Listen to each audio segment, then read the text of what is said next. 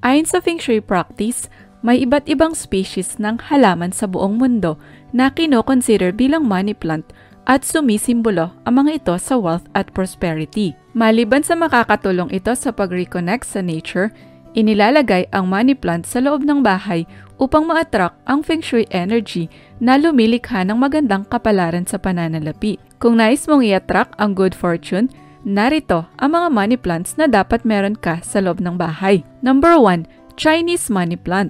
Paboritong halaman nito ng mga Feng Shui practitioners dahil sa kakayahan nitong i-attract ang prosperity at good luck kung ito ay maaalagaan mabuti. Kilala rin bilang coin plant, ang Chinese money plant ay mayroong makintab at bilog na mga dahon na mayahalin tulad sa coins o mga barya. Dahil nagbibigay ito ng masigla at fresh vibe, swak ang halamang ito sa loob ng bahay. Ang Chinese money plant ay mayroon ding air purifying properties na makakabuti sa kalusugan.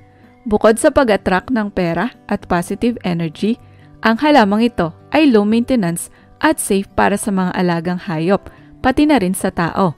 Kailangan lang nito ng medium light kaya dapat itong ilagay sa lugar na malapit sa pintuan o mga bintana. Number 2. Money tree. Another popular Feng Shui plant, ang money tree o Pachira aquatica ay inireregalo mula pa ng sinaunang panahon para maghatid ng luck at fortune sa makakatanggap nito. Ang halamang ito ay ginagamit ng mga Feng Shui practitioners dahil sumisimbolo ito sa prosperity at abundance. Ito rin ay low maintenance at nabubuhay sa low light environments. Kaya naman, swak ang halamang ito sa loob ng bahay. Ang money tree ay may braided stems na simbolo ng longevity at interconnectedness. Kung mayroon itong 3 tangkay, nire-represent nito ang new beginnings. Kung 5 naman ang tangkay ng iyong money tree, may uugnay ito sa 5 elements na wood, fire, earth, water at metal. Ito rin ay nagpo-produce ng 5 dahon kada tangkay. In Feng Shui, ang number 5 ay simbolo ng good health, money at fortune. Kung mayroon itong 7 dahon kada tangkay, sinasabing maghahatid ito ng napakalaking swerte sa may-ari. Ang money tree ay dapat ilagay sa timog silangang bahagi ng bahay o silid para maakit ang wealth at prosperity. Number 3. Silver dollar vine. Kilala rin bilang string of coins, ang silver dollar vine ay isang fast-growing vine na nagmula pa sa Madagascar. Ang halamang ito ay kino-consider na money plant dahil sa taglay nitong small at round succulent leaves na mayahalin tulad sa mga barya o silver dollars. Ayon sa Feng Shui principles, ang silver dollar vine ay makakatulong upang gumanda ang flow ng positive energy sa loob ng bahay. Ito rin ay kumakatawan sa earth element na naghahatid ng stability, balance at harmony. Ang silver dollar vine ay pinaniniwalaan ding nagtataboy ng negative vibes at nagsisilbing proteksyon sa iyong personal space. Bukod sa taglay nitong air purifying properties, ang silver dollar vine ay pinaniniwalaang nagdadala ng prosperity at wealth sa loob ng bahay. Kaya naman paborito itong ilagay ng mga Feng Shui enthusiasts sa mga bintana. Number 4. Bamboo palm. Kung mala tropical vibe na money plant naman ang iyong hanap, siguradong magugustuhan mo ang bamboo palm. Ang halamang ito ay popular dahil sa taglay nitong payat na berdeng mga dahon, nakahawig ng bamboo stalks. Ayon sa ilang kultura, may kakayahan ang halamang ito na maghatid ng prosperity at good luck sa loob ng tahanan. Ito rin ay nauugnay sa strength, purity at peace. Ang bamboo ay simbolo rin ng flexibility, growth, strength, longevity, perseverance at adaptability. In Feng Shui, ang bamboo palm ay pinaniniwalaang isang perpektong halimbawa ng thriving wood and water element. Madalas din itong lagyan ng red ribbon para lumakas ang daloy ng chi o positive energy sa loob ng silid. Ang bamboo palm ay mainam ilagay sa east o southeast corner ng isang silid para ma-attract ang wealth at prosperity. Pero paalala lang, iwasan ang bamboo palm na may 4 stalks dahil ayon sa Feng Shui, ina-attract nito ang misfortune o death. Number 5. Pennywort. Mahilig ka ba sa mga halaman na mukhang bulaklak?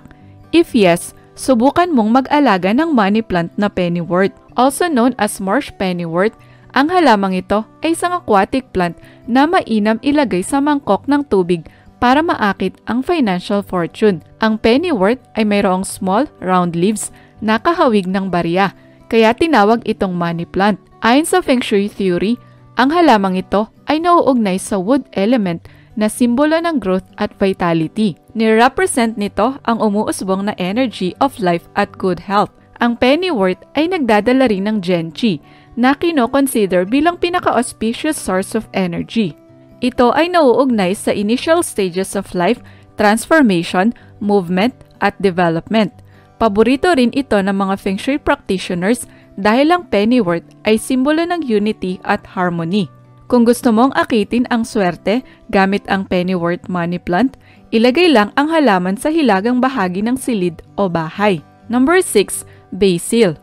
Para naman sa mga mahihilig magluto, ang basil money plant ay maganda ring ilagay sa loob ng bahay. Ito ay isang popular medicinal herb na pinaniniwalaang nagdadala ng wealth, prosperity, good luck at love kung lumaki ito sa loob ng bahay. Ang pangalan na basil ay nagmula sa Greek word na king. That's why tinatawag ang basil na king of herbs o herb royal ng mga French. Ayon sa Greek folklore, ang basil ay pinaniniwalaan na token of good luck, protection, at financial gains. Ito rin ay simbolo ng chastity at declaration of love. In Feng Shui, nire-represent ng basil ang wood element na nagpo-promote ng collaboration, harmony, at relationships sa mga magkakasamang naninirahan sa isang bahay. Isa rin ang basil sa mga halamang may pinakamalakas na kapasidad na mag-generate ng abundance. Pwede itong ilagay malapit sa dining room at kitchen o di kaya ay gamitin sa pagluluto para lalong sumarap ang pagkain. Number 7. Jasmine. Alam mo ba, ng jasmine ay kino-consider din bilang money plant? Sa katunayan, ang jasmine ay isa sa best plants na nakaka-attract ng prosperity ayon sa Feng Shui. Maliban sa taglay nitong ganda, ang jasmine ay naghahatid ng good energy at fragrant smell sa loob ng iyong bahay. Ang bulaklak nito ay nauugnay din sa love at romance. Kaya ginagawa itong bouquet of flowers bilang tanda ng love at devotion. Ang jasmine ay tanda din ng wood element na growth. Ito ay simbolo ng leadership, initiative, at high authority. In addition, ang halamang ito ay nauugnay sa chi energy na simbolo ng mga pagpapala ng langit. Kaya ang jasmine ay simbolo ng abundance at prosperity. Para ma-attract ang positive energy, ilagay ang jasmine sa silangang bahagi ng bahay o silid. Pero paalala lang, may ilang klase ng jasmine plant na maaaring magdulot ng poisoning kapag nakain ang dahon o bulaklak nito. Gayunpaman, hindi lahat ng species nito ay nakakalason. Ang yellow color jasmine lang ang toxic at nagdudulot ng poisoning. Number 8. Swedish ivy. Originating from Africa, ang Swedish ivy o hanging money plant ay isang semi-succulent decorative plant na pinaniniwalaang nag-a-attract sa money at good fortune. Ayon sa alamat, kapag namatay ang Swedish ivy, matutuyo ang pera ng nag-aalaga nito. Bukod sa madali itong alagaan at paramihin, nauugnay din ang Swedish ivy sa wood element na growth at renewal. Ito ay simbolo ng continuous cycle of life at fresh start. Nauugnay din ang halaman sa Sun Chi na balance, harmony, wealth at prosperity. Ito ay kumakatawan sa fundamental Feng Shui principle na lumilikha ng balance at peaceful environment. However, hindi dapat i-expose ang halaman sa araw.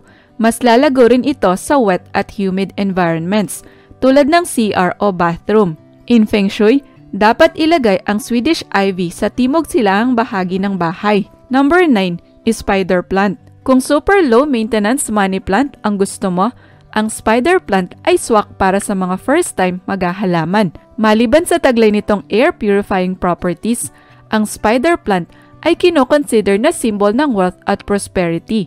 Ayon sa mga Feng Shui practitioners, ang mahaba at nakaarkong mga dahon ng spider plant ay kahawig ng spider legs na nauugnay sa abundance at financial growth. Aside from that, ang spider plant ay simbolo ng good luck, fortune, positive energy at fertility.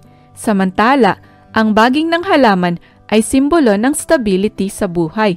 Dahil nauugnay ito sa wood element, makakatulong ang halaman sa pag-alis ng negative energies sa bahagi ng bahay na hindi nagagamit. Kung gusto mong ma-attract ang positive energy at good fortune, ilagay ang spider plant sa timog silangang sulok ng iyong bahay.